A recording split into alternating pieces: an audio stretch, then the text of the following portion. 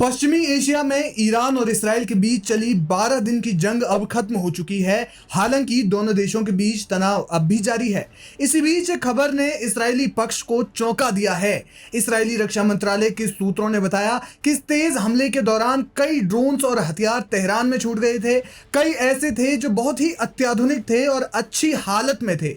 युद्ध के बाद से ही वे लापता हैं। ऐसे में ईरान के वैज्ञानिकों के इतिहास को देखते हुए इन हथियारों की रिवर्स इंजीनियरिंग का खतरा बढ़ गया है। इस्राएली मीडिया एजेंसी यदियोत अहोरोनोत की एक रिपोर्ट के मुताबिक कई मिलियन डॉलर के ये हथियार अब ईरानी वैज्ञानिकों के कब्जे में हैं। अगर वो इनकी रिवर्स इंजीनियरिंग कर लेते हैं तो इन्हें इसराइल के खिलाफ ही इस्तेमाल किया जा सकता है। अगर ऐसा होता है तो ये इसराइल के लिए एक बहुत बड़ा संकट साबित होगा। मीडिया रिपोर्ट्स के मुताबिक दोनों देशों के बीच में लंबी दूरी को देखते हुए इसराइल ने ईरान के ऊपर बहुत ज्यादा हाईटेक ड्रोन्स का इस्तेमाल किया था। इसमें सबसे मुख्य रूप से हर्मीस ड्रोन्स का इस्तेमाल किया गया था, जो कि खुफिया जानकारी जुटाने का काम करता है। इसके अलावा FPV मिनी क्वाडकॉप्टर ड्रोन्स भी लॉन्च किए गए थे। विस्फोटकों से भरे ये कॉम्पैक्ट ड्रोन कुछ ही सेकंड में महत्वपूर्ण नुकसान पहुंचाने में सक्षम है। रूस के साथ चल रहे संघर्ष में यूक्रेन द्वारा इसी तरह के मॉडल का बड़े पैमाने पर इस्तेमाल किया जा रहा है। आपको बता दें कि अपने ड्रोन्स और मिसाइलों की रिवर्स इंजीनियरिंग होने का डर ईरान के पुराने इतिहास से भी संबंधित है। ईरान ने पूर्व में अमेरिका के RQ-170 स्टील्थ ड्रोन्स की रिवर्स इंजीनियरिंग करने में सफलता हासिल की थी। कथित तौर पर अब वो उसी डिजाइन के आधार पर एक नया स्टील्थ ड्रोन तैयार कर रहा है। Aim right, achieve big. At KR Mangalam University, we provide you the platform to turn your dreams into reality. At KR Mangalam University. अगर ईरान इसराइल के इन हाईटेक ड्रोन्स की नकल करने में कामयाब रहता है तो ये इसराइल के लिए एक बड़ा सरदर्द साबित हो सकता है, क्योंकि FPV और FP ड्रोन्स अपनी स्टील्थ क्षमता के दम पर इसराइली एयर डिफेंस सिस्टम को भेज सकते हैं। इतना ही नहीं, हर्मिस ड्रोन्स भी इसराइली सैनिकों और उनके गुप्त ठिकानों को निशाना बना सकते हैं। इससे पहले एक खबर ये भी आई थी कि ईरान ने 1970 और 80 के दशक में अमेरिका से मिले हाईटेक टैंक्स को भी रिवर्स इंजीनियरिंग के जरिए उसमें बदलाव किया था और फिर स्वदेशी तकनीकी उसमें डाली थी, जिसके बाद ये टैंक जो है वो बेहद ही घातक हो गए थे।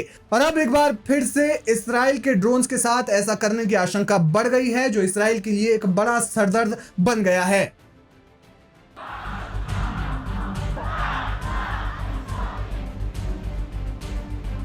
ईरान और इजराइल के बीच चली जंग में ईरान के कई सैन्य कमांडर और परमाणु वैज्ञानिकों की मौत हो गई थी, जिससे ईरान इजराइल के साथ साथ अमेरिका पर भी भड़का हुआ है। ईरान में जब सैन्य कमांडरों और वैज्ञानिकों को अंतिम विदाई दी जा रही थी, उस समय लाखों की संख्या में लोग इकट्ठा हुए थे और ईरानियों ने नेतन्याहू और ट्रंप के खिलाफ नारेबाजी भी की थी। इसी बीच ईरान के शीर्ष शिया धर्मगुरु ने अमेरिकी राष्ट्रपति डोनाल्ड ट्रंप और इजराइल के प्रधानमंत्री बेंजामिन नेतन्याहू के खिलाफ फतवा जारी किया है। इस फतवे में उन्होंने दुनिया भर के मुसलमानों से एकजुट होने की अपील की है। मीडिया रिपोर्ट्स के मुताबिक अयातुल्ला नसीर मकरम शिराजी ने फतवा जारी किया है, जिसमें ट्रंप और नेतन्याहू को दुश्मन बताया है। उन्होंने लिखा है, ये साफ है कि इस्लामिक व्यवस्था के किसी व्यक्ति और खास तौर से सुप्रीम लीडर को जान से मारने की धमकी देना मना है और धार्मिक रूप से निषेध है।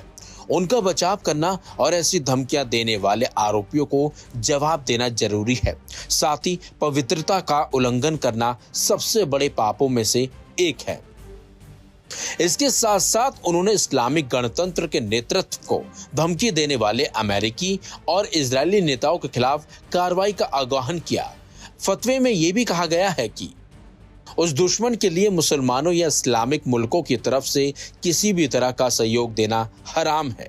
ये जरूरी है कि दुनिया भर के मुसलमान इन दुश्मनों को उनके शब्दों और गलतियों के लिए पछतावा कराएं।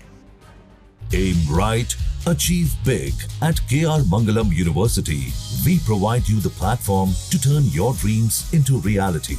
At KR Mangalam University. ये फतवा 12 दिन की जंग के बाद आया है।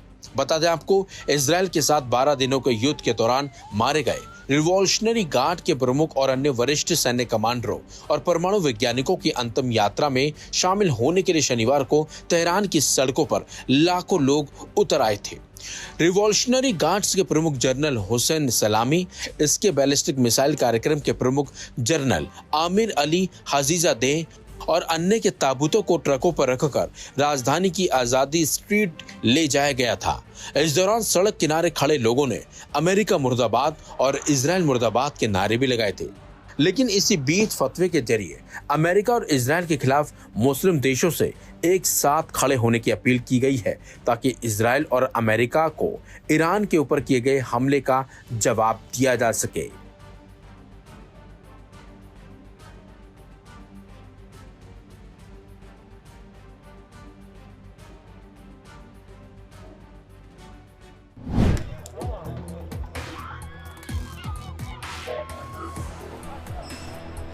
मिडिल ईस्ट में बीते कई महीनों से हालात खराब हैं, खासतौर पर गजा में चल रही जंग को लेकर। इस युद्ध को 2 साल होने वाले हैं और ये संघर्ष कब खत्म होगा इसके बारे में कुछ नहीं कहा जा सकता। लेकिन अब ऐसा लग रहा है कि गजा में जल्द ही संघर्ष विराम की स्थिति पैदा हो सकती है। ऐसा इसलिए क्योंकि अमेरिकी राष्ट्रपति डोनाल्ड ट्रंप गजा में युद्ध विराम को लेकर कुछ ज्यादा ही सक्रिय हो गए हैं। हाल ही में उन्होंने ट्रुथ सोशल पर एक पोस्ट किया जिसमें उन्होंने लिखा कि गजा में समझौता कर लो, बंधकों को वापस ले आओ। ट्रंप द्वारा समझौते और बंधकों की रिहाई के लिए किया गया ये प्रयास अमेरिका द्वारा ईरान के परमाणु स्थलों पर हमले और दोनों देशों के बीच युद्ध विराम के माध्यम से इसराइल और ईरान के बीच संघर्ष में हाल ही में शामिल होने के बाद आया है। लेकिन यही नहीं, बल्कि डोनाल्ड ट्रंप ने 27 और 29 जून को 2 बार कहा कि गजा में जल्द ही युद्ध विराम हो सकता है। उन्होंने कहा कि ट्रिपल ब्रोकरेज यानी मिस्र, कतर और अमेरिका के संयुक्त प्रयास जारी हैं और बातचीत में रियायतों का इशारा हुआ है। उन्होंने पत्रकारों से बात करते हुए कहा कि हम गजा पर काम कर रहे हैं और इसे ठीक करने की कोशिश भी कर रहे हैं। हालांकि एक और ट्रंप का ये बयान देना कि वे इस मामले पर बातचीत कर रहे हैं, तो वहीं दूसरी ओर इसराइल ने गजा में मानवीय त्रासदी को भयानक स्तर पर पहुंचा दिया है। लोग मारे जा रहे हैं और मासूम बच्चे भूख से बिलख रहे हैं। हाल ही में ऐसी तमाम घटनाएं हुई जिनमें खाना लेने गए फिलिस्तीनियों पर गोलियों की बौछार कर दी गई। मीडिया रिपोर्ट्स के मुताबिक गजा में मानवीय मदद केंद्रों के आसपास गोलीबारी और उपद्रव बढ़ गए हैं, जिसमें 28 जून तक खाने के लिए जाते हुए कम से कम 500 लोग मारे गए। हजारों लोग वितरण केंद्रों के आसपास अगली डिलीवरी का बेसब्री से इंतजार करते हुए इकट्ठा होते हैं, लेकिन वहां तक ले जाने वाले रास्तों पर गोलीबारी और हत्याओं की खबरें लगभग रोज आ रही हैं। Aim right, achieve big. At KR Mangalam University, we provide you the platform to turn your dreams into reality. At KR Mangalam University. Doctors ने कहा कि शुक्रवार को दक्षिणी गजा पट्टी में भोजन प्राप्त करने की कोशिश करते समय 6 लोग गोलियों से मारे गए।